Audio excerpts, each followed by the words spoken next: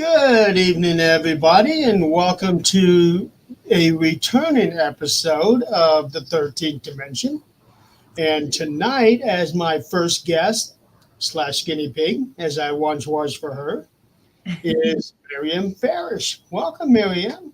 Hi, How are you doing tonight? I'm good. I'm happy to be guinea pig. And you don't have to worry about doing any controls tonight. I know, this is nice. If I fall asleep, don't be offended. I will be so relaxed. I'll just be like, this is nice. Yeah, whereas some of the issues that you were having last night on the show.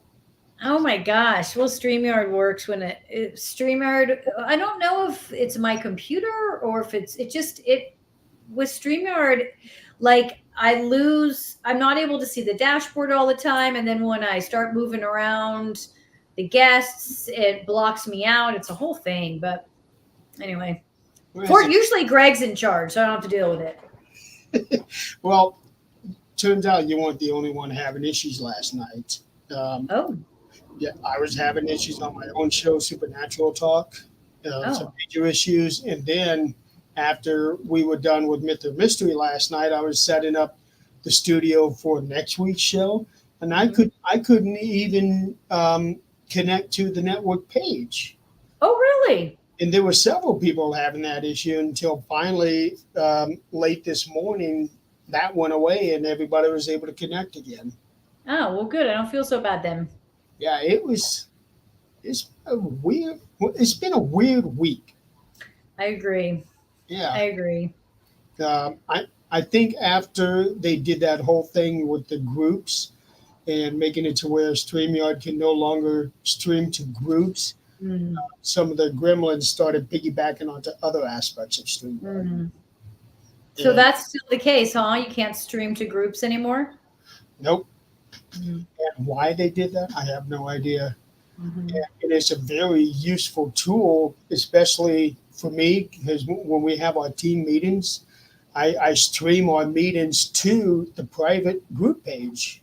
Yeah. And now we can't do that anymore. That's weird. Yeah. Thank you, Joanne. So Maryam. That's me. That is you. I'm looking at the comments too.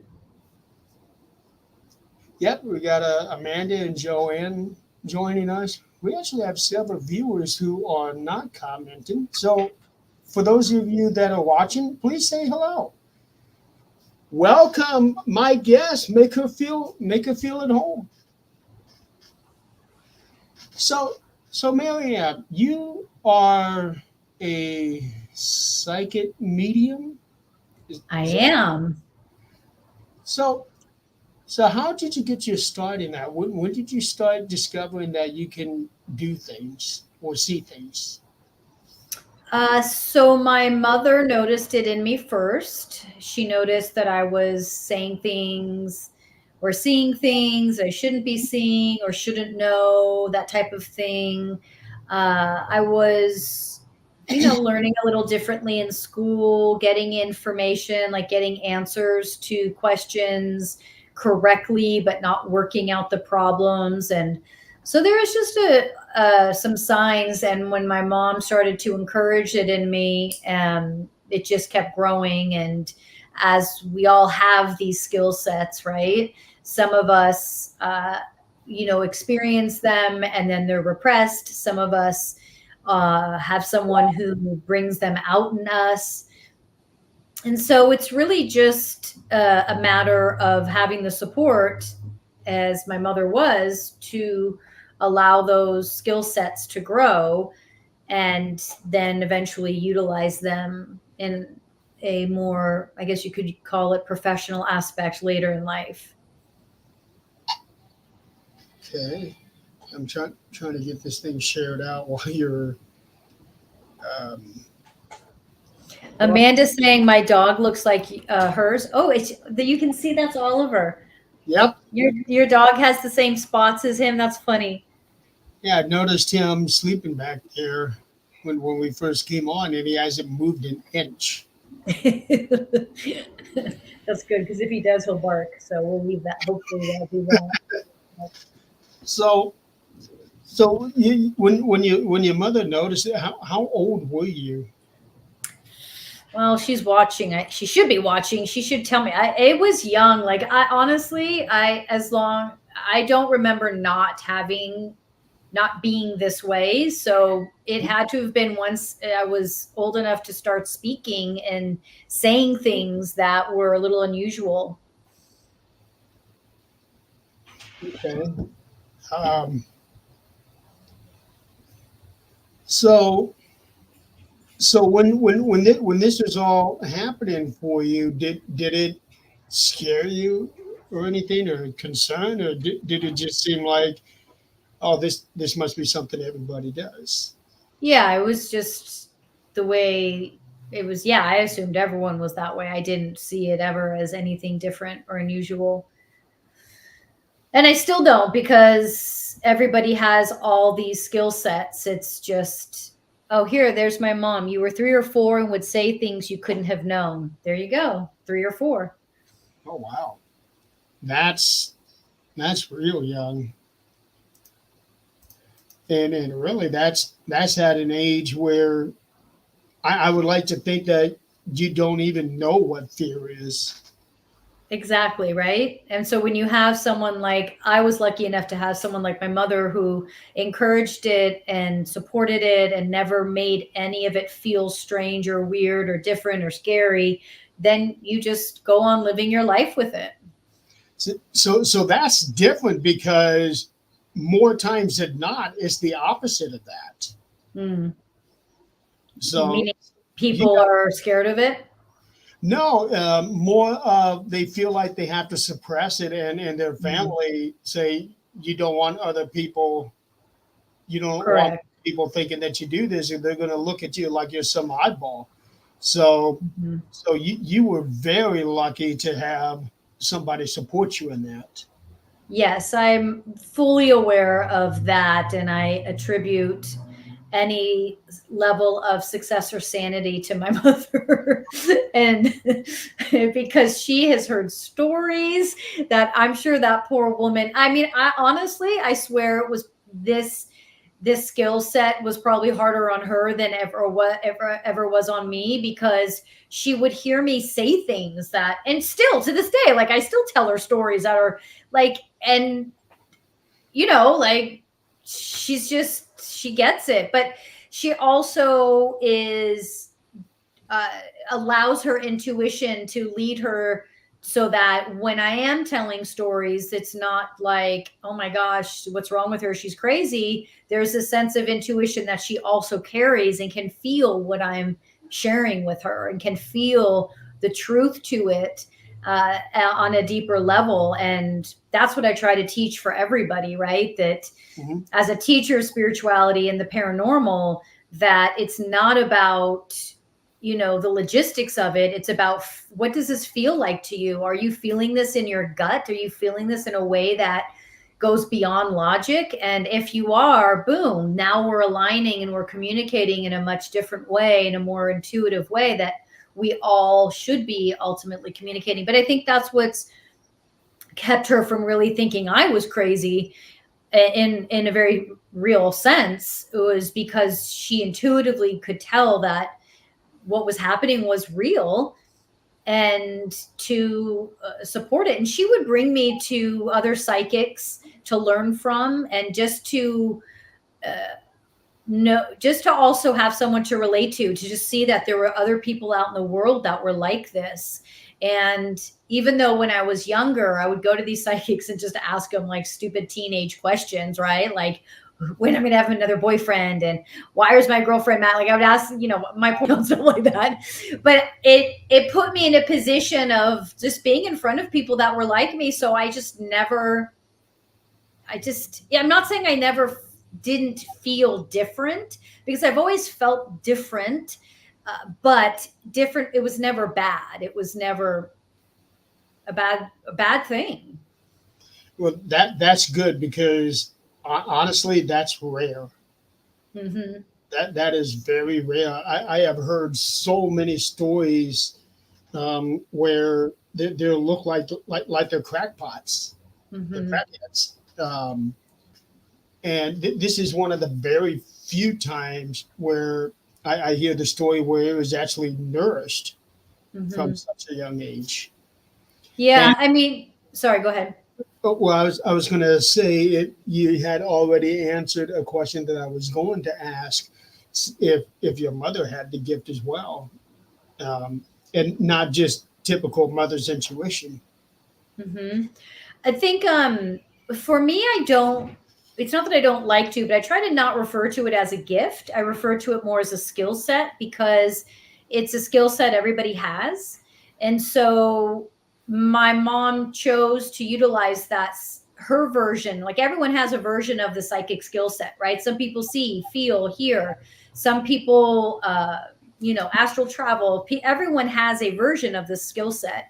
And she always leaned into hers, which is why I think, she always herself never fit in with her conservative family. She grew up in a conservative family in Illinois. I know Chicago, but I'm pretty sure it was Illinois. She'll correct me. And so she moved out to San Francisco and just felt more, San Francisco is, we all know what San Francisco is, right? It's more open. And she was more comfortable there. That's where she felt like she belonged. And so she was already experiencing her skill sets on a certain level and then was able to assist me with mine. But I know she's reminding me in the comments, she said in fourth grade, the school psychologist's head nearly exploded when she tested. Yeah, that I was in a lot of special needs classes. I was in a lot of the classes for like learning disabled and such, because they didn't know what to do with me because I didn't learn like other kids, but yet I would get answers. I would somehow come up with the answers. And so, in that respect, I was always isolated and considered different. But again, because my mom really just did such a good job at nurturing me and building my confidence, you know, it was it was fine. I mean, my father's weirded out by me and by what I do for sure. But I don't know, I could always kind of laugh at that.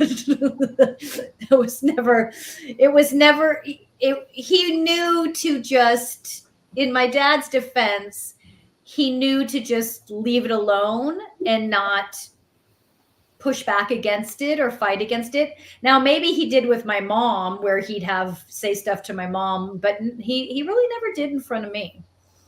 But it would be a lot easier to do that to somebody closer to your age, whereas trying to do that to somebody much younger. Mm-hmm. Mm-hmm. Because at that point, it would almost seem like if he were to try that, you might take that, or even your mother might have taken that as him trying to bully you. Mm-hmm.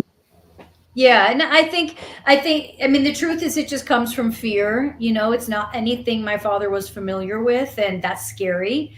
But at a very young age, I also knew that those people that were scared, because it's not like I haven't come across people that are scared of what I do, and in a result maybe won't befriend me or will push up against me. I've come across that a lot, of course, but not to be morbid, but I always know that in the end, when these people are coming to they're meeting their demise, meaning they're in a situation where maybe they're dying or they're sick, I'm the first person they call because I'm what they would associate closest to the other side. And so all of a sudden, they want my help, which I am more than happy to give and support and love them for that. Uh, and so I always knew at a young age that my job would be to help people when it was their time and they needed the help, and maybe not a moment before that. Sometimes that's how it is, and once they come to grasp their own mortality, yeah, it maybe it's time to start opening up, and Hmm. It's a scary time. it is. Um, and I can speak from experience because I was literally on death's door a couple of years ago myself, and it's not a pleasant position to be in. What was that like for you? It was. It was very scary. Um, for the very first time in my life, I was actually scared that I wasn't going to see the next day. Mm-hmm. Yeah. Um, and it wasn't like that. I was in a position to be able to try to seek out, like, say your help or anything like that. That was going to happen because I was in the hospital, and they had to do emergency surgery. And when they put me in, I had no idea if I was going to wake up after that. Oh, Yeah. what was that when you woke up? What was that like for you? When I woke up, it was more of, please tell me everything was just a dream. Mm. That everything that I had experienced in those last few hours, please let that be just a dream. Um, Obviously, it wasn't. Um, but it was a very surreal experience knowing that you were this close. Mm. But was there a sense of relief that you woke up and you were still there, Oh yeah, here? yeah, absolutely. I still had shit to do. My running joke had been, "I'm too busy to die." That was my joke. Well, I Uh, guess you were right. yeah, and I had no idea how much of a literal truth that would actually be. After Mhm. that, How uh, did things change for you after that? everything. It was actually because of that accident that made me really look at everything that was in my life and reshift my Mhm. priorities. Mhm. And it actually led me to wanting to pursue my dreams of being a published author. Mm. That's amazing. It really is. And Mhm. people are like, that should have never happened to you, and all of that. But here's the sad truth. If that did not happen to me, I would still be over there working a dead end job and still being extremely miserable. Instead of Mhm. now, I'm actually working towards something that I want for myself.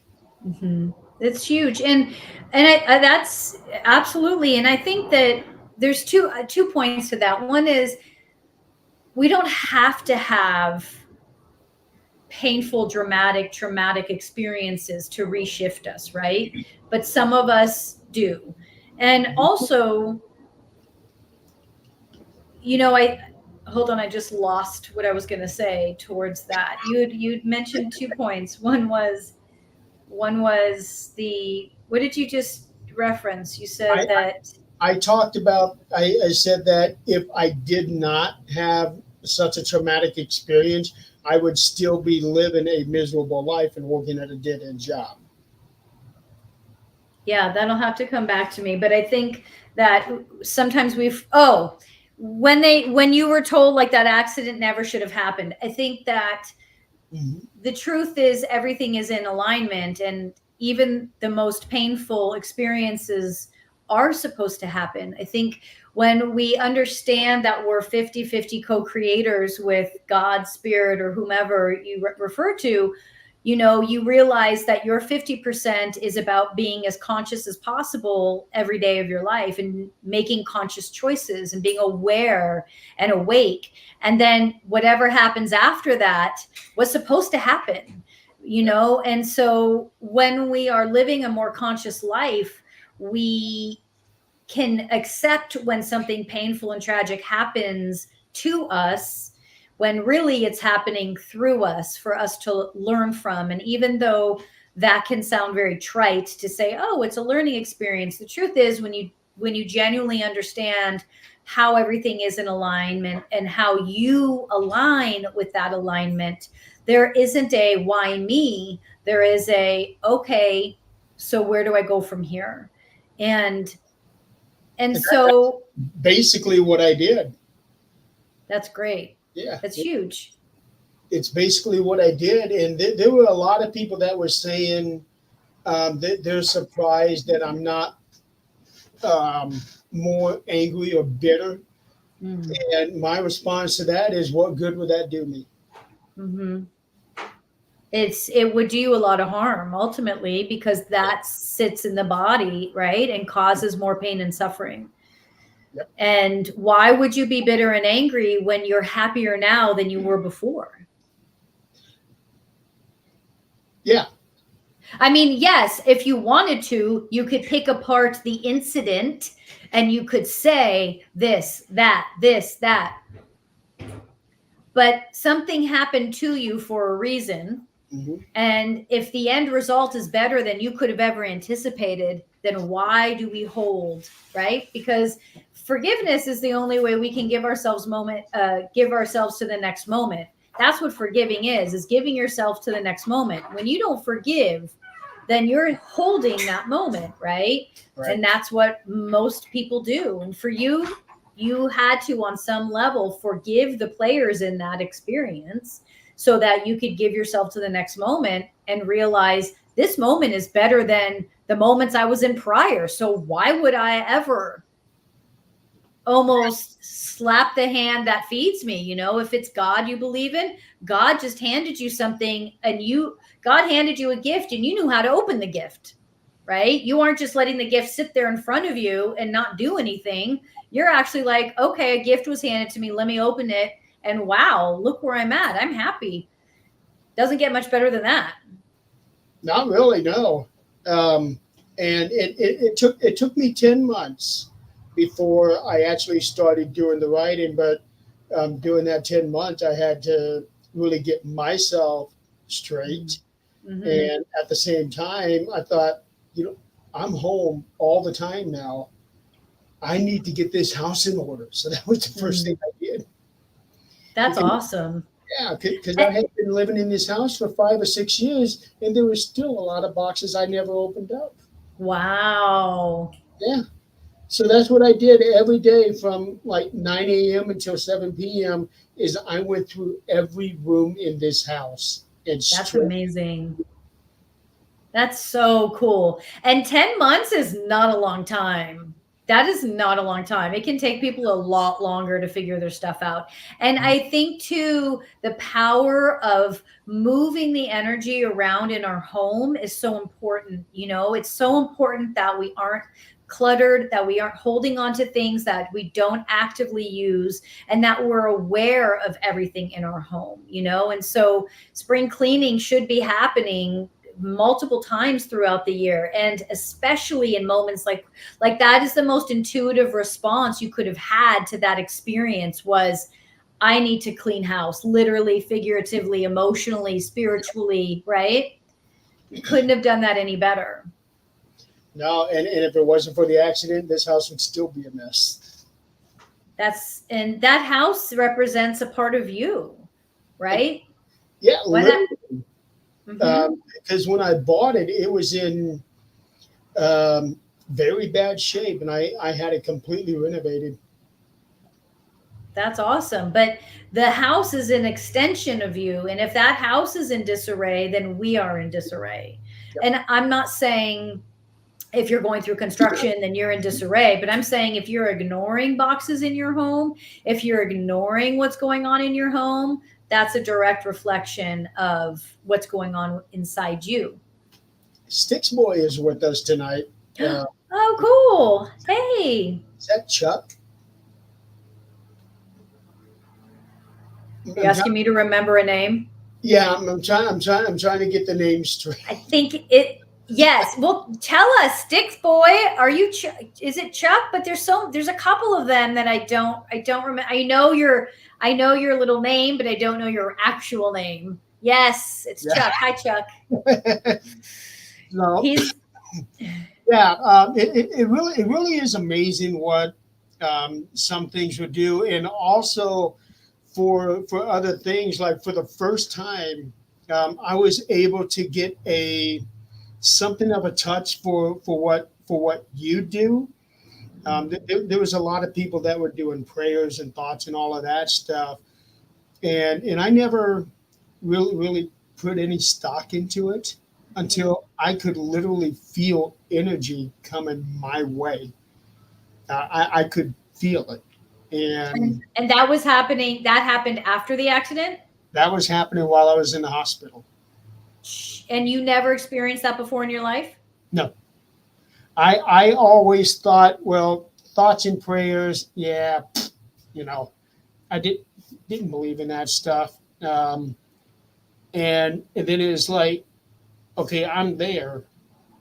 I can feel something washing over me. Wow.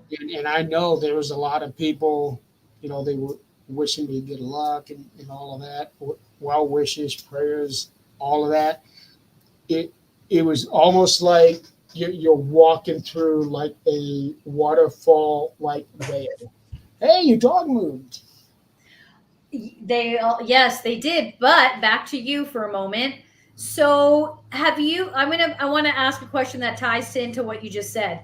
Have you always been a believer of the paranormal or curious about the paranormal?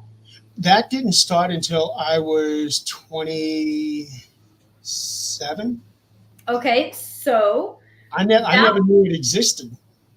okay, but that was there, and yet and still you still didn't believe in the energy of thoughts and prayers, right? Right. So this is one of the things that, and I know this sounds silly, but it's true. I want to accomplish in my lifetime is I want the paranormal community and the spiritual community to start to realize that these are not two separate experiences, that they are one of the same. People in the paranormal community, not everyone, but I tend to come across more often than not those that are just like what you said. There's a believing in the paranormal, but not in thoughts and prayers. And then people in the spiritual community believe in thoughts. I'm using thoughts and prayers like as a general statement, okay? Energy, right? They don't believe in the paranormal or see it as negative or dark or bad. And so it's all the same thing. I almost want to say this, bear with me. I'm just saying it as an example. You can't believe in the paranormal and not believe in thoughts and prayers. That's not possible. You can't believe in spirituality and not believe and understand paranormal. That's not possible. But people do it, but it's not real. What's real is that the energy exists, period, end of story, and you are going to feel it or not feel it by how much you choose to repress in your current existence. When you had that accident, it was as some people would call It was an awakening. there you go. That's the word. And yep. And we don't have to have accidents or big traumatic experiences to have awakenings.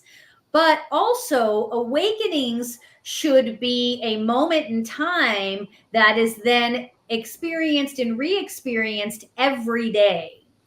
It's not a moment and then it's gone. I had this energetic experience, and now I know that I can have that energetic experience every single day. What was happening for you is you were experiencing your skill set. You literally felt energy. Now, some people see it, some people feel it, some people hear it, some people do all of the above, right? Mm-hmm. You feel it. That's your skill set. That we're spiritual beings first, period, end of story, placed in a very dense body. But if we're spiritual beings first, we all have skill sets that experience energy. And when you place that skill set into a physical body, how is that skill set making its way out of the density of this physicality? Most repress it for millions and billions of reasons.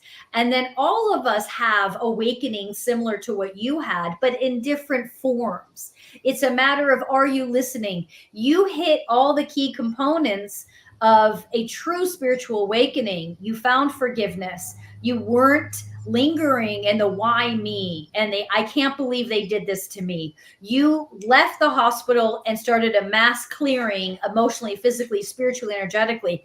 That's what this is, because that awakening was a moment in time and would have never come again had you not done all the work that you intuitively were led to do. So just because you have an awakening, a lot of people have those moments and go back to living their lives exactly the same way and nothing changes. But you said, I'm going to make changes. You couldn't do that. You started to make changes, and then you started to see your life change because of it. Mm-hmm. And on top of that, to add to the it'll probably be humorous on it. After I got pretty close to being done with the house will never be 100% done, but when I got to say about 90% done with the house, I went across the street where my dad lives and started working on his house. Really? How Yeah. did he respond to that? Oh, he loved it. Good. I was able to create a lot more room. We because he had an accident of his own. Mm-hmm. Right after I was put into the hospital, he went into the hospital because he contracted COVID. Uh-huh. And then after he got home, 2 weeks later, he fell and broke 5 ribs. Oh, wow. And in that year, he had shoulder replacement surgery. He had a pacemaker put in. Wow. So between my dad and I, 2022 was a year from hell, medically speaking. Sure. But for me, it was I enjoyed doing this, going through all this stuff here in the house and getting everything situated, and then I went over to Dad's house and did the same thing for him. I think that's amazing that you had the wherewithal, the energy, the awareness to do that, helping your dad clear out his stuff so he could start healing too. Well, I kind of had to, because with everything that had happened to me, because half of my face was smashed in. So I had to do what I could to try to build up that energy, build up that stamina for myself. Mm-hmm. Mm-hmm. So it wasn't just that I was doing this for him in a roundabout way. I was also doing it for me. Sure. Sure. Yeah.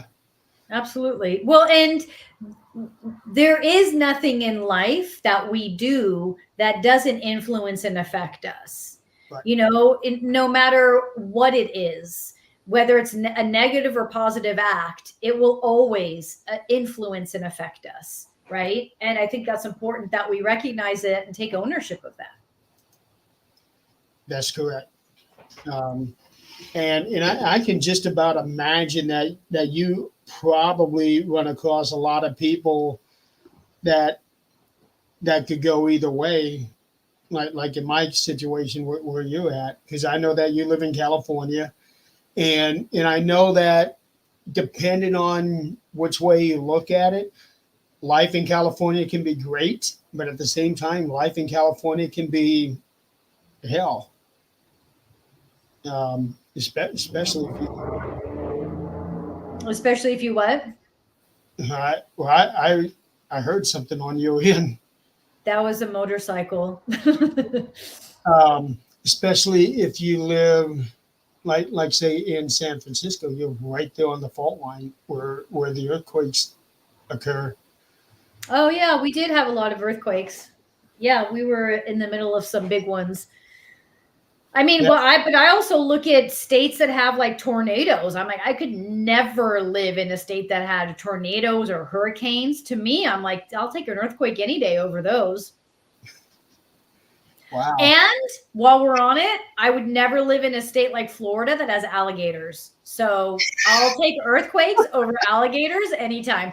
I think it is the weirdest thing that alligators just roam randomly. I don't get it. I could never. And I worked this job once, and some of the other staff were talking about how like, oh, I couldn't get into my house because there was this alligator in front. So we had to do this. And I was just like, who lives like that? Like never in a million years. So yeah, I'll take earthquakes over alligators. Very populous state. I know, but I still, and sometimes I get stuck in that rabbit hole on TikTok of like alligator videos, just because I'm so like, how are these people living with an alligator? Anyway, I don't know how we got on alligators, but yeah. It's funny that you would mention that, because I just saw either yesterday or 2 days ago on TikTok. Somebody had a video of an alligator crawling over a fence. That's the one I'm talking about. That's the one I'm talking about. I was I didn't know that was possible. I know, and how they're already creepy as, and now it's climbing over a fence. Like, no, I'm sorry. They're evolving. They are evolving, and they're already like massive creatures. It's just like I can't with those. So I will take earthquakes over alligators. Well, I used to live in Florida when I was a kid. I was right there on the East Coast, probably 1 mile away from the beach. And how many alligators did you see? None that I can recall, unless I went to Gatorland. Is Gatorland a place where there's lots of alligators? Yeah, it's sort of like the Florida version of SeaWorld. Oh, sounds scary as hell. Yeah. It was the first time I went there. I'll tell you. You know, I'll take an alien abduction over an alligator in front of me. Honestly, the way that this world is going, I think anybody would take an alien. That's a very valid point. And I was also going to say I actually shouldn't say that. I should not, like, my final words, right? I'll be like, just kidding. I didn't really mean that. Yeah, but you know, when you really think about it, and Greg's joined us. What? That's my Greggy. I have someone to be mean to. Yeah, go ahead. Sorry. Now she can't pick on me anymore. I know. Greg, you came on when we were talking about alligators. I'll explain it on the show next Thursday. You can have something to roll your eyes at. But when you really think about it, with the state of the world right now, it would almost be a blessing to be somewhere else, anywhere else. Oh, well, ask and you shall receive, right? Be careful what we ask for. I think a lot of people have been asking for the last 50 years. Well, aliens are among us. So if you want to chat with them, go ahead. They're there. That's what, if without taking it too harsh of a left turn, I mean, that's kind of my approach that is my approach, especially because I get asked a lot about conspiracy theories and such. And I'm like, we don't need to read conspiracy theories. Just if you want to communicate with aliens, communicate with aliens. Like, get the information yourself. You don't have to rely on stories and wondering if these stories are accurate or not. Like, if you want to know about aliens, talk to them. Learn how to communicate with them. You communicate with them the exact same way you listen to your intuition or anything else. But I have a very firm belief that every living being that is on this planet really is an alien. That I believe that we have been transplanted here from somewhere else. Yeah, I mean, yes, like, think about it. There's another planet out there that views us as aliens, right? So we are alien to others already, right?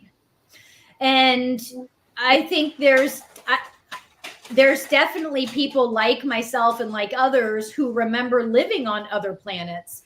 And so, I know I'm not a transplant, or what did you call me? An implant? A transplant? I think that we are all transplant as a society, because when you look at the humans here, and then you start looking at some of the animal species, especially those that are deep underwater, it makes me wonder, how did we all came from the same DNA when everything started evolving to what it is today?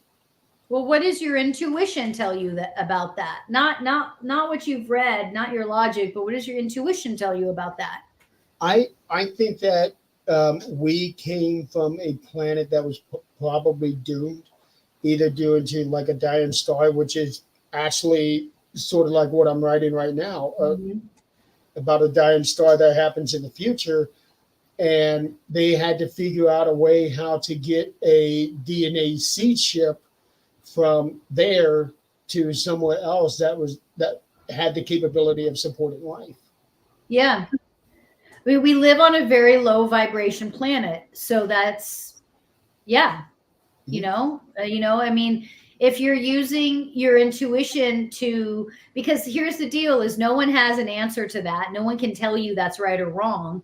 But if you're utilizing your intuition and you're receiving information from your higher consciousness, there's a knowingness that comes with your information that isn't something like logically putting pieces together. It's a knowing, and when we all choose to live in that knowing and that connection to our higher consciousness, we all align. It's not I believe, you believe. It's we all align because we're all listening to the same one source, and that one source, the name is irrelevant, right? But we're all connected to it and listening to it. And now all of a sudden we're all aligning together. Yep. I actually have a friend who is in the paranormal field, Philip Gibson. He lives just a couple hours away from me. He feels like we came from somewhere else as well. In fact, he's actually narrowed it down to the Pleiades. Mm-hmm. That when he looks there, he feels like he's looking at home. Yeah. So most people, so we all go through incarnations, starting from plant to even down to mineral, plant, animal, working our way up and through. But we've also been through so many incarnations on so many different life forms. We all have. And so when you can associate with a certain life form, that your friend did come from that planet, right? I associate with other life forms. I know that I remember that lifetime, whether that lifetime came before or after where I'm currently at. That might be a future lifetime I'm feeling. It might be a future lifetime your friend is feeling with the Pleiadians. Mm-hmm. So understanding that we have all come from so many different life forms and different planets. It's just some of us connect with it quicker and clearer than others, but everyone can. So we've all come from so many different planets that, yes, I don't think we can say that every human specific comes from one space. We all come from different planets that are from the future, that are from the past, and that were human for many lifetimes also. To think that we were only one way or one species is kind of silly. I agree. And when it comes to reincarnations, I can tell you that from an early age, I have always felt like I'm old. Interesting. Yeah, I have always felt like I'm old because when I'm together with any kind of group, I always feel like I'm the mature one. Mm. Hope your friends aren't listening. They know. They know I have always been the calm and steady one, and they understand that. Mm-hmm. But there are some times where, okay, yeah, cut loose here and there. Mm-hmm. But more times than not, I always feel like no matter what age everybody is, like I'm always the adult in the room. I get that. Yeah. That's a really great awareness to have. Yeah, and I had that since, well, I remember feeling that back when I was in high school. Interesting. So your whole life, you have had these intuitive experiences and nudges. You've always carried it, and you're just sharing all these moments now that you've had. And then they all came together in this moment of when you had the accident. It all just came together and was like, okay, well, this actually, is your skill set.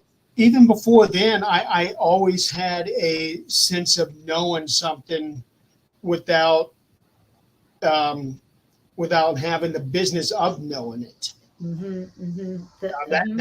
That's always been like that for as long as I can remember. but as far as like energy transference Mm-hmm.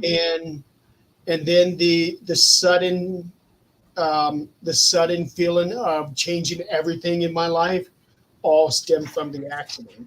But as far as having like a strong intuition and being able to know answers to things that I should have no business knowing, it's been like that for years, many Mm. years. Yeah. So you've always been utilizing your skill set, and then after the accident, the skill set just became louder and clearer. Yes. Yeah. Yeah, and that's an example. Here, let me close. I'm just going to close my door really quick. But Okay. that's an example of me saying how that's why I don't like using the word gift. Instead, I use the word skill set because it lets everybody know I don't have something unique. What I'm doing is not unique. Everybody has a skill set. What's yours? Go find it. And if you don't know how to find it, reach out to me, you know? And in a lot of cases, it's some people are more stronger with what they've got than other people are. It's some people are tasked with being aware of it in this lifetime. And some people have chosen to not be as aware in this lifetime, but it inevitably lives in everybody. I've been slowly but surely coming to grasp of accepting that. Mm-hmm. Um, like Adrian, who is on my Thursday night show. Greg knows. You should know him, Adrian. Probably. Okay, well, I know Greg knows her. Um, she had been telling me the same thing, that you have this ability, you just don't really know it. But yet there are in some cases where you just automatically use it, Mm-hmm. like it's Mm-hmm. second nature to you. Mm-hmm. And she's right. Mm-hmm. She's absolutely right. Um, Officially, we only have 10 minutes left on the show. This has gone by really really fast. Yeah, that was fun. I wanted to touch on a lot of things tonight. I'm going to have to bring you back onto the show, so that we can talk about these things, because I wanted to talk about your involvement with unsolved cases. Unexplained cases? Unexplained cases, yes. 'Cause I know that you did two versions of that for a couple of years, and what I really want to talk about is myth or mystery. Mm-hmm, mm-hmm, mm-hmm.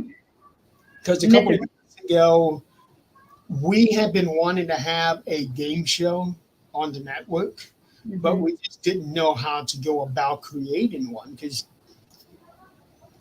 how do you really do that? And then all of a Mm-hmm. sudden, Greg, if he's still watching, calls me up and say, "Hey, can you be our guinea pig?"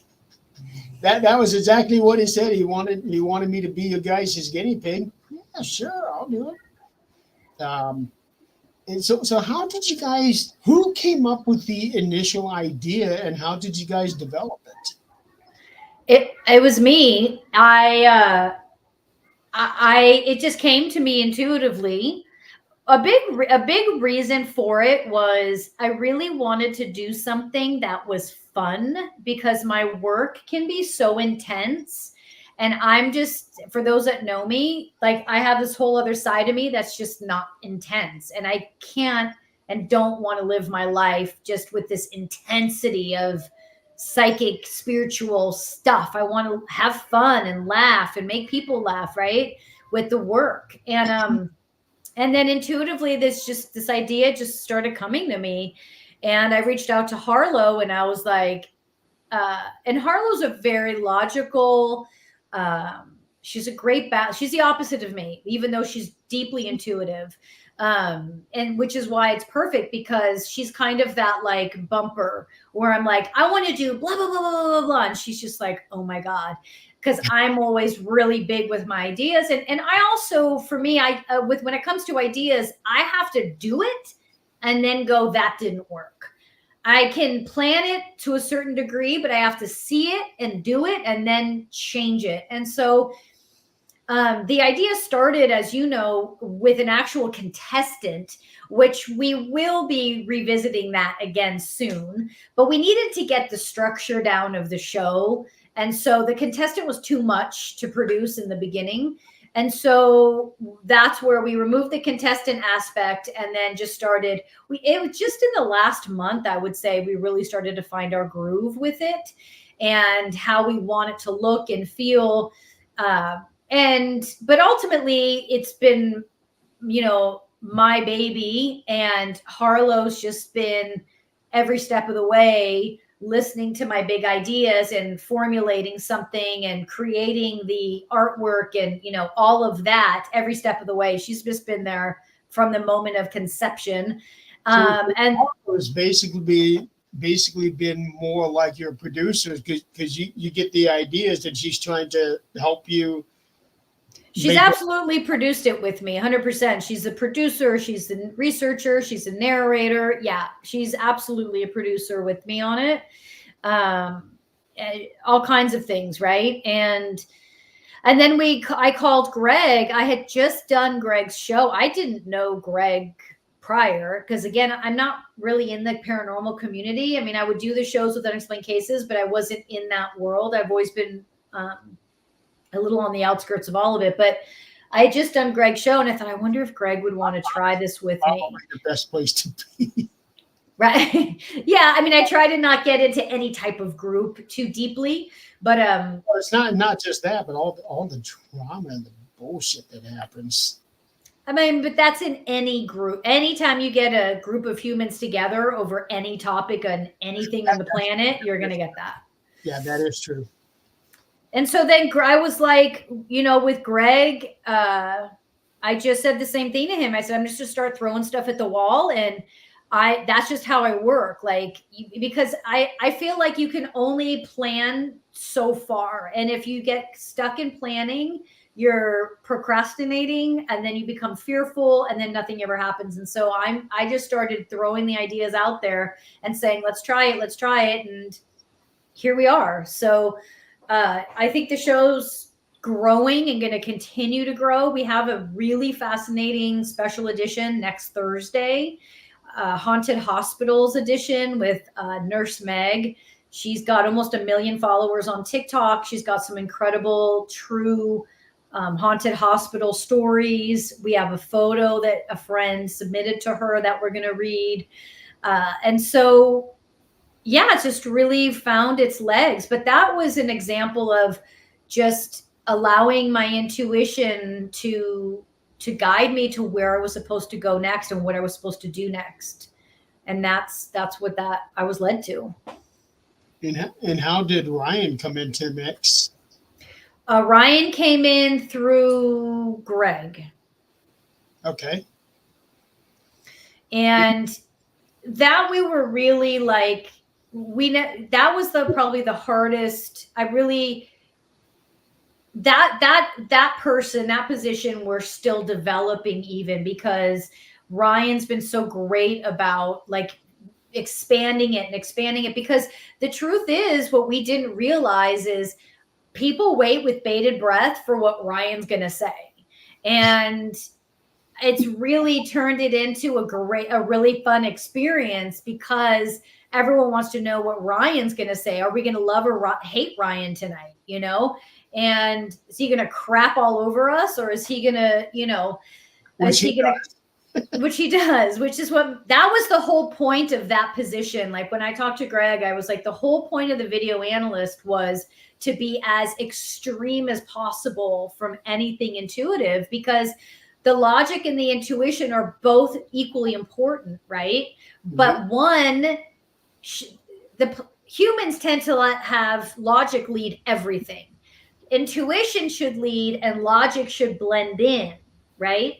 And so with the show, that's what we're not there yet, but I'm really trying to keep honing the show into a more teachable moment of utilizing those two. And I think once I get to a point where I can have someone produce on the back end and I'm not producing internally, either during live or even in pre-production, I think I can start to mold it more, and everyone will have more freedom to help mold the show more. So there's this deeper contrast and blending that takes place, because there's been a lot of great moments where Ryan is called mystery, and I've called mystery, and Greg's called mystery, meaning it is paranormal, this video or photo that we're looking at, and to have the logic align. Mystery that Ryan had, and that was my video. Oh, yeah, exactly, right? And I think to have the logic blend with the intuition and align with the intuition, I want to be able to really align that even deeper in that moment on the show. And that's my goal on how we're going to continue to enhance it and grow it, is to really get it, to clarify that, and to get the people in the audience to really use their intuition when they're looking at these things, you know? Well, and another important thing that you have on the show is the chemistry that the three of you have. Happy accident, yeah. Yeah, if the three of you did not have chemistry, that show would not work at all. That's a good point. Yeah, that was a happy accident for sure. Like, so what tipped us off was when I did Greg's show. I did it, like I said, a couple weeks before creating this show, which so was maybe 5 months ago or something. And me and Greg were very professional on his show. The whole thing was very professional. And then Linda Judd asks me this question, which I don't know if anyone saw it, but she asked me this question about, I don't even, it was just this question that led us to a conversation about, it just turned funny. Like the whole thing just turned silly and ridiculous. And me and Greg were just laughing at, not at Linda, but with Linda, because she asked this silly question and she was serious, but it came out and it sounded so funny. And the three of us were just having a blast with this and laughing. And then when I got off his show, I was like, I have to do a show where I can just laugh and we can have fun, because my work is so intense that I just don't want my life to be that intense all the time. And so that release. Yeah. And I want the world to be able to laugh at themselves, at intuition, at paranormal.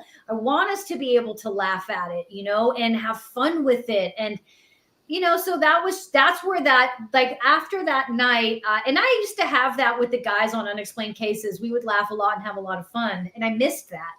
Yeah, I remember, because I was on there with you guys a couple times. Yes. And we had a lot of fun. Yeah. And I missed that. And so after that show with Greg, that I put in my meditation, where I was like, I need to have that back. I want that back. I want that joy back. And I didn't know if the four of us could do that. And then we did. And then it's always, now we have a blast teasing Harlow all the time, because Harlow's super serious. Like, she's very serious, and her job is hard because she's doing so much behind the scenes. And then, me, I'm going off over here, and she's like, Maryam, I like in the private chat, I need this or I need that, and I'm just over here talking about alligators, right? And she's just like, I can relate so much to Harlow on that, because that's almost describing me. Oh, really? Yeah, because, well, you were mentioning about how thorough or organized I was earlier today. That's how I am. I try to have organization in everything that I do. Mm-hmm. And I try to plan some things out. Some things I do on the fly, but otherwise I try to be as organized as possible. Right. So, and that's I have to relate to Harlow on that. Yeah, Harlow's she's very good at that. And so is Ryan, like her and Ryan. Yeah. And so anyway, yes, thank you. I appreciate your support of the show. I appreciate you sharing the show out and talking about it. And because we really want to keep building and building and building on it.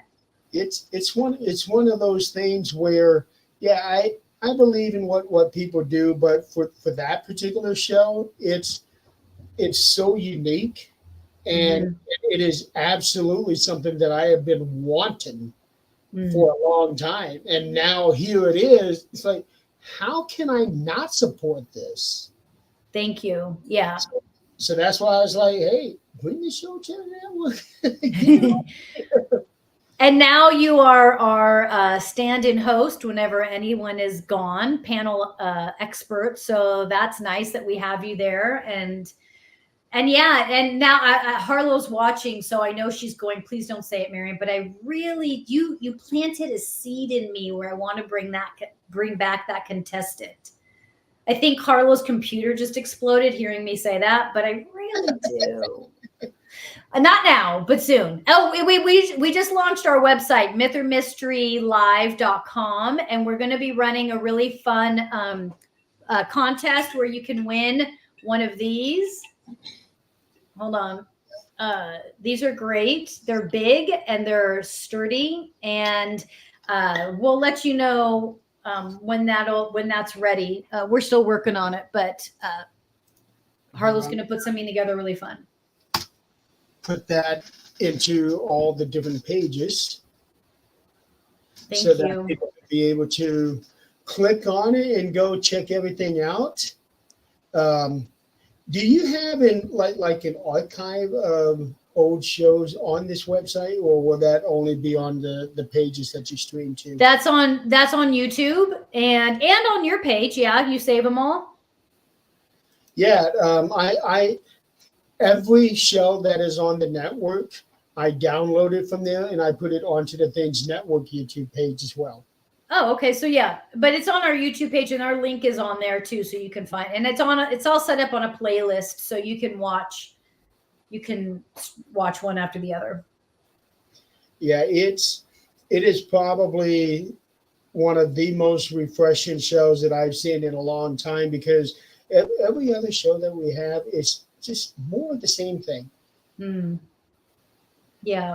Well, thank you. And then a couple of years ago, a couple of my partners on the 13th Dimension, they decided to do a paranormal review show, which is very much like what you're doing, but without the game show portion. It's just looking over it and then trying to explain, okay, is this really paranormal? Is it not? But that was really all that it was. You added that, that fun. Well, I don't want to say that theirs wasn't fun. You just had that. And the audience participation, maybe? You got the audience participation, the voting thing. Well, we don't have a way to do votes on StreamYard or Facebook. You have to do that on YouTube.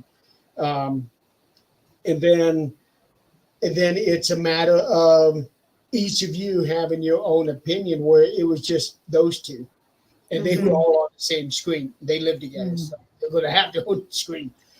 So, and, with the medium part of yours, and then Greg with the paranormal investigation part, and then Ryan with the crapping on everything part. So and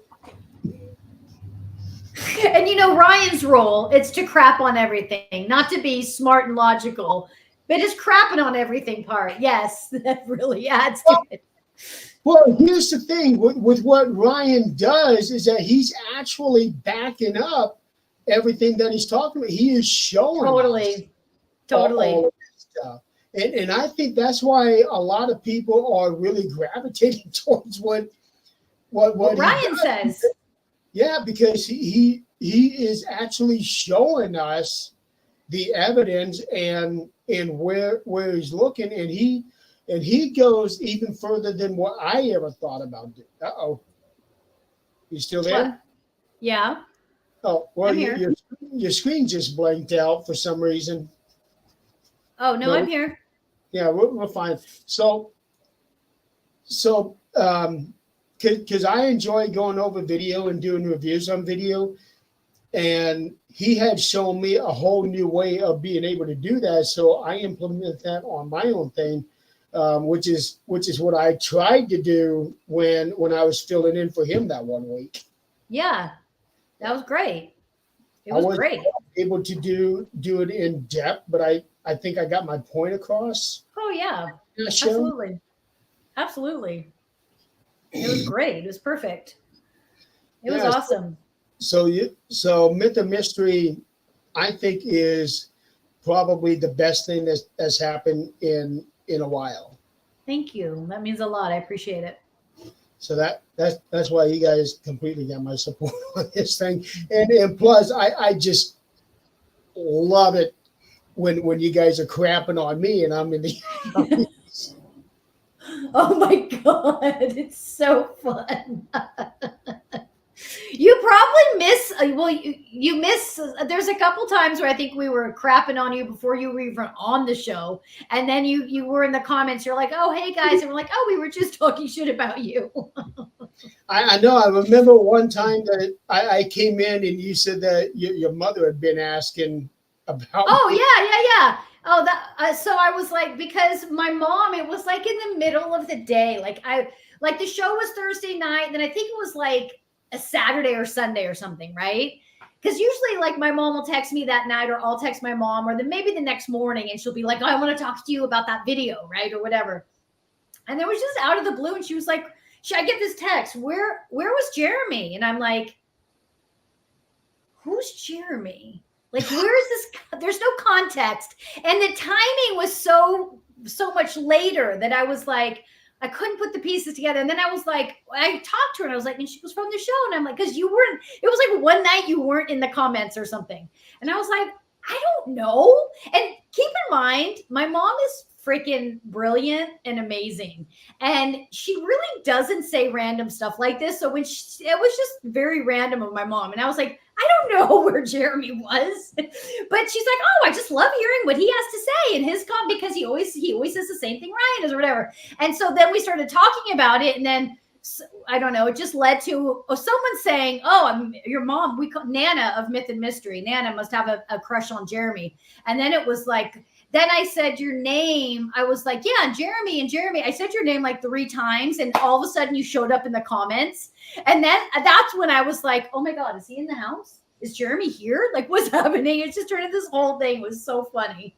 I know there was a couple times that I wasn't able to watch the show. And usually that's because either I have to go to bed early because I got to get up the next day. Because when you guys are on, it's already 10 o'clock for me. Oh, yeah. It's late. Yeah. And then I know there was another time that I wasn't able to get on because after I had done my own show, I got pulled into one of those after show meetings. After the after show, yes. We didn't get off until after the end of Greg's show after yours. Oh God.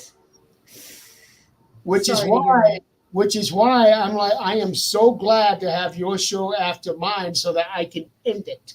End it, right? You have an excuse, a reason now. Yeah, and I tell them that all the time. Sorry, guys. I'm not. Yeah, I just find it funny, and I remember how Greg, the way that he would react on some of those times that I would have that first answer. Totally. And, he's so funny. I am sitting here, I am crying because it's so funny. It's so funny. Yeah. And honestly, I don't know if the guy's serious or kidding. I genuinely don't even know. He's just so funny. He reminds me of Jeremy. I don't know if you ever watched Saturday Night Live back when Will Ferrell was on there. And they would, if anyone out there watches it, there was this skit that Will Ferrell did, and he would be Alex Trebek on Jeopardy. Oh, and no. Greg reminds me so much of him because the contestants would drive him nuts with their answers. And Will Ferrell, it was just so funny. And I don't know if the guy's joking or not, but it's hysterical either way because he gets so frustrated when everyone's giving like the wrong answers. And then you come in and we're like, no, Jeremy, get out of here. We need someone else. Good times. Anyway. I remember one of those weeks I didn't answer because I was already in Scully. And right. Nobody was answering. And Greg said something about me that I must not know. No, I know the answer. I know. I'm already in there. And finally, everybody gave up. And okay, here's the answer. And I think it had to do something with a Stephen King or no, it was Scooby Doo, the voice of Scooby Doo. Oh, and that's funny because last night I made reference to that. Remember, Harlow's question was so hard, and then I was like, dude, compared to Greg's Scooby Doo questions, I mean, come on, give the audience some credit here. Harlow's question sounded hard. It did sound hard, but it really wasn't, right? It was an easy answer. It did sound hard. She made it sound super smart for a second there. Oh, yeah, when you throw in 20 big words. She's a writer. It's not her fault. She's smart. So there we go. That's another reason why I can relate to her. Yeah, right. Yes. She's released a couple books. See, I haven't released anything of mine yet. But I can relate to that. You know, you're always trying to find different things to do, but I try to make it simple for me. Mm-hmm. Okay, we are a quarter after, so actually we do not have a show on, so we can keep going on if you want to. I can do 15 more minutes if you want. All right, let's do that. Let's do 15 more minutes at 9:30, so it'll be, what time? Your 6:30. So 6:30 your time. We'll keep going until 6:30, and then we'll call it a day. Sounds good to me. I'm ready. Go ahead. So going back to unexplained cases, how did that come to be? Rick reached out through Instagram and was looking for a psychic for he was putting something together. And that was really, like, I've always worked on helping people with energy and aliens and stuff like that. But he was my first step into like the paranormal community or the paranormal world, where my work was really specifically driven and focused on that. And he just asked me to help him out. Like he needed a medium for something he was working on. And then we just hit it off. And I'm an idea person. And so when I find people I really like, I'll start like, so why don't we do this? Why don't we do that? Like, why don't we make this do more with this, you know? And I just really love those guys and we just started coming up with ideas. Rick, really, I mean, that's all Rick. And all that producing was Rick. And, you know, Rick was the mind behind all of that. And so, yeah, that's just how it started. I remember not too long ago, Darren was in the hospital for something. I know, but he's good now. He's really good. That is good. So with Unexplained Cases, you guys did Unexplained Cases live, and then you did Unexplained Cases medium. Yeah, so like a spin-off show. But it didn't seem like the format was very different, except I don't think Darren was a part of the medium show, if I remember right. Right. Darren wasn't a part of that. It was just, and we didn't go to locations. We were talking to clients and viewers who needed help with certain areas. We would bring people on and I would help them with certain whatever issues they were having. I would do collective tarot card readings. I would do guided meditations. But then, like the last part of the show, we would have a case of someone who's having, you know, whether they felt like they were having alien experiences or whatever that was. Okay. Because I always remember enjoying all the different backgrounds that you had behind you. Because you always seem to have like a psychedelic theme going on back there. And that, to me, that was like an attraction for the show. Because, okay, what kind of backgrounds are you going to have this week? That's cool. Oh, I had no idea. That's really neat. I have so many of those. I have like a huge container of them. I believe it. But I got some good ones. I got some good ones for sure. But it's so much work getting those tapestries set up. That's why I was like, with Myth or Mystery, I've just got the one and we're good. The virtual background. No, mine isn't virtual. Mine's an actual tapestry. Oh, it is. Uh-huh. Okay. Oh boy, that costs a couple $100. It actually wasn't. It was only $30, I think. Really? Yeah, it was super cheap. Well, I've been doing my shopping at the wrong place because I got big 8x8s for Things Network and 13th Dimension and just plain things, and they're all on a banner stand, and they cost about $200 a piece. So I have this. The banner itself was like $70, I think, and then the stand was $130.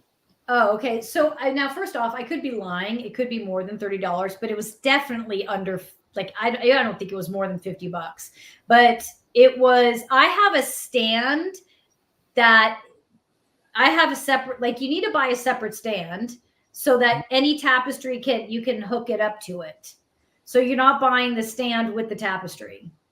You just have a stand and you attach the tapestry to that one stand. Yeah, that's what I did. And because I like to put all three of them up together when I'm doing conventions, I have to have a stand for each of them. Ah, gotcha. Yeah. Yeah, so that's why it's a little bit of coin for me. Yeah, for sure.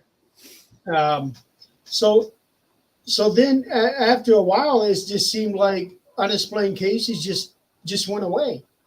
We were, it was, I think it had run its course. And we had done so many locations. And then we were just like, we either need to revamp this or it's getting kind of burnt out. Like I just felt like we had kind of hit a wall with it. And even though we were having a blast, we needed to refresh it somehow. We just, with everyone's lives, it got too busy and we just weren't able to do it, So and then Darren had his health situation. Yeah. I remember Rick telling me he was in the hospital for a while. He was, but he's good now. He's really good now. So I'm really happy that he came. Obviously that worked out. But I still talk to Rick. I talk to those guys. I love him. Rick's a great friend. Good. Maybe you guys can come up with something else. And I know. I would love to. I love working with them. Bring it over here and let's put on a show. Yeah. And hopefully that doesn't happen with Myth or Mystery, because game shows, they have a tendency to run a long, long time. Mm-hmm. I think it's a matter of keeping it fresh, right? And so just being able to feel out what the audience is liking, not liking, make changes accordingly, and just keeping it fresh, Well, maybe what you can do is do like a suggestion box for the audience. Hey, what would you like to see? Do you like what we're doing now? Do you think we need to change something, or do you think we need to add something? And that's what I'm building over on YouTube. We really utilize that community page and run a lot of polls over there. We're going to start running some contests over there, but I want to try and build that community page on YouTube so we can start asking those questions, because we already run. Because we run so many polls during the show. I don't know if we should run another poll but maybe we could do it at the very end of the show. Just leave the poll up, let people know, go, we're signing off, but go, answer these questions at the poll. We could do something like that, actually.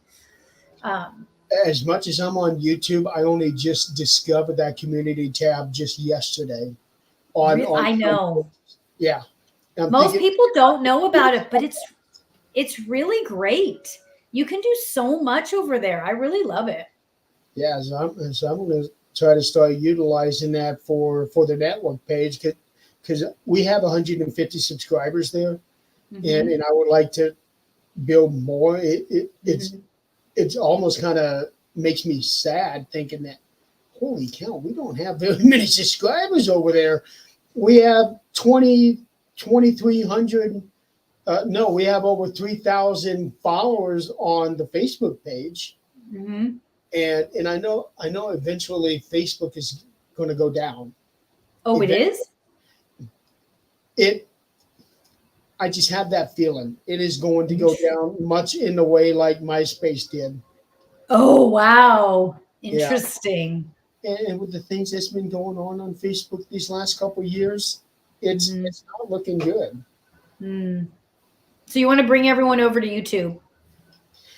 Either YouTube, well, for the network, I have us on Facebook, YouTube, LinkedIn, X.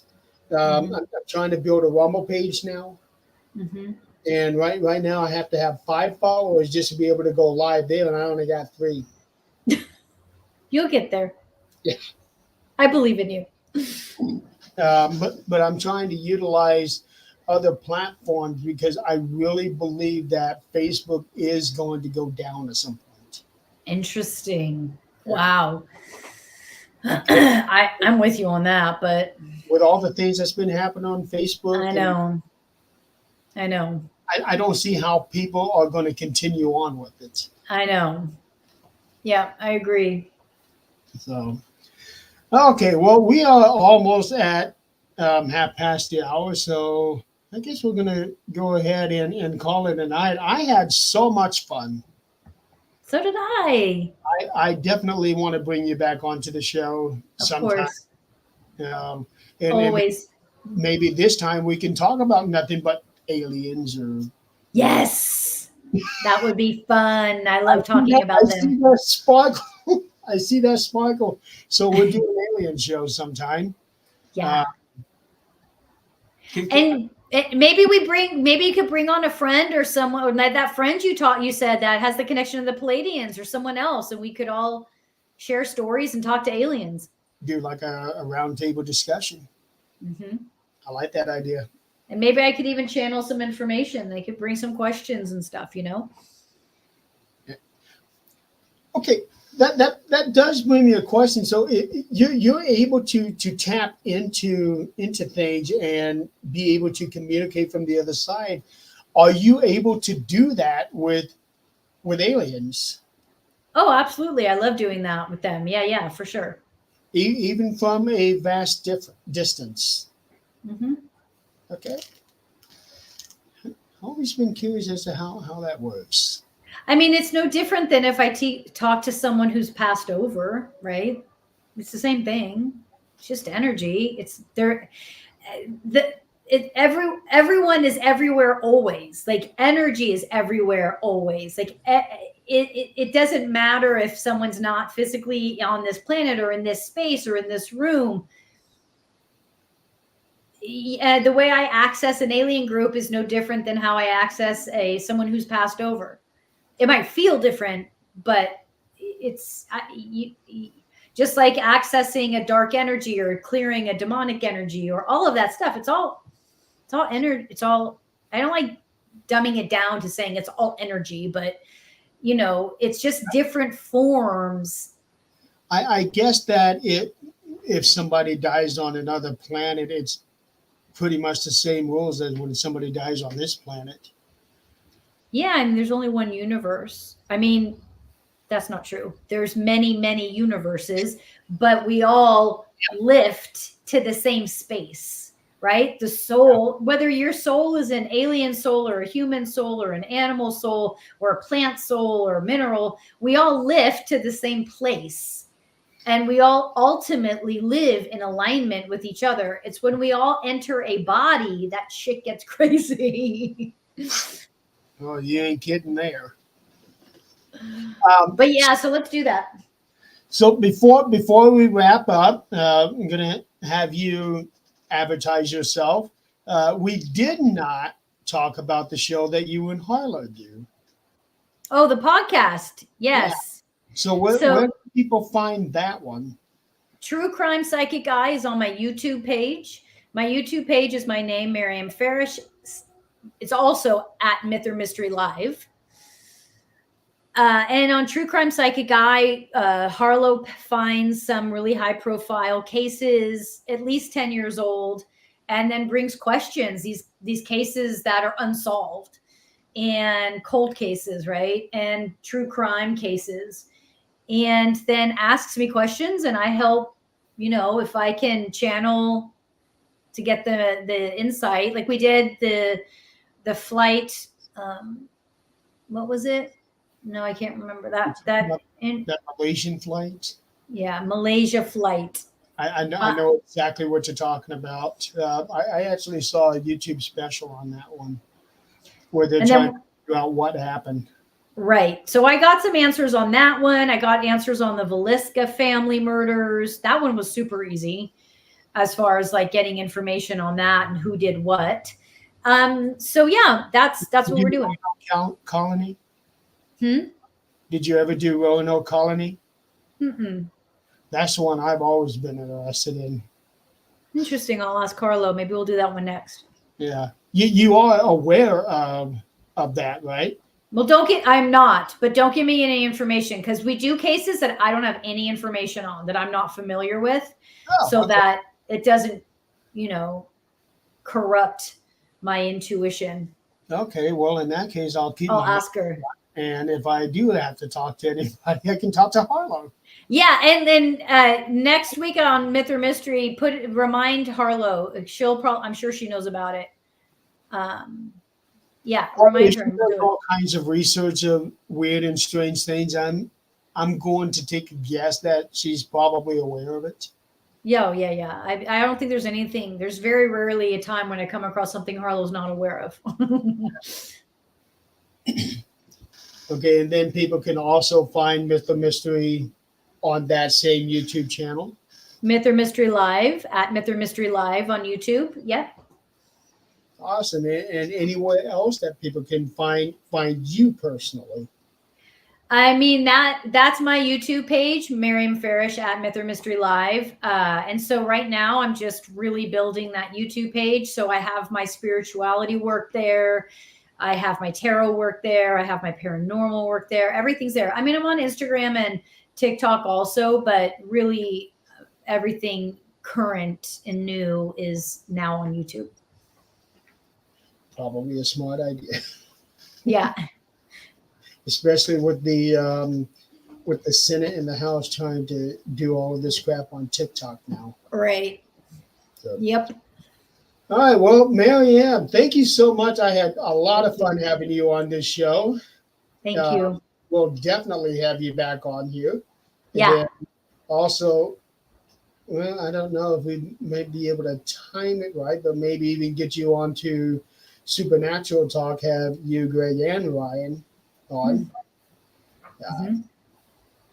So next week, everybody, I have Terry Crozier on the show. He is the host of the NSPS TV podcast, which is on his own page on Fridays and Saturdays when he does have a show. So I was a recent guest on his, and now I'm going to have him on mine where I can jewel his brain like he did mine. Mm-hmm. And for everybody out there in the audience, thank you so much for playing along, and we'll see you next time. Have a good night, everybody.